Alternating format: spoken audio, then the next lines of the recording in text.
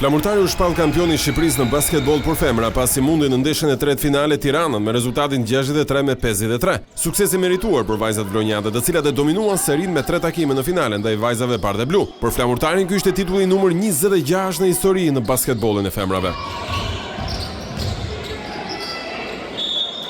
Sa i takon kronikës së takimit që kurorëzoi bregdetaret si kampionet të vendit, duhet thënë se që në periudhën e parë u kuptua dukshëm historia e kësaj përballeje.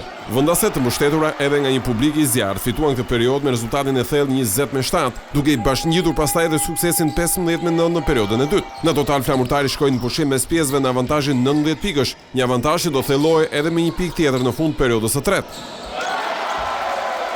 Megjithëse Tirana fitoi periudhën e fundit 21-11, kjo diferencë ishte e pandijeshme në tentativën e bardhë bluve për të përmbysur sfidën. Basketbollistja më e mirë e takimit u shpall Ramos e flamurtarit, ndërsa trofeun vajzave vendase ja dorëzoi presidenti i federatës Avni Ponari. Ishte një ndeshje që kontrolluan dhe fal vajzave që sakrifikuan dhe në mënyrë të veçantë Xozi edhe vajzat e tjera që kanë bërë një kampionat të shkëlqyer dhe neve arritëm të shpallemi kampion në numër 2.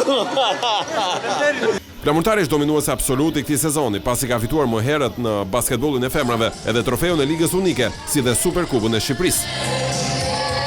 Ndërkohë duke qëndruar tek lojrat me dorë, por tek volejbolli tashmë, Tirana fitoi ndaj Skënderbeu do Korçë ndeshjen e parë të serisë së finaleve tek femrat. Vajzat kryeqytetase dominuan takimin në pallatin e sportit Tamara Nikola, duke mundur skuadrën vendase me rezultatin e pastër 3-0. Me përjashtim të setit parë që ka pasur rivalitet deri në pikën e fundit, fituar nga Tirana 24-26, dy setet e tjera u fituan lehtë nga kryeqytetaset, 17-25 dhe 16-25. Të shtunën Tirana luan takimin e dytë në shtëpi dhe ka shansin për të fituar titullin kampion, ndaj një rivali të cilit pak javë më parë i mori edhe Kupën e Shqipërisë.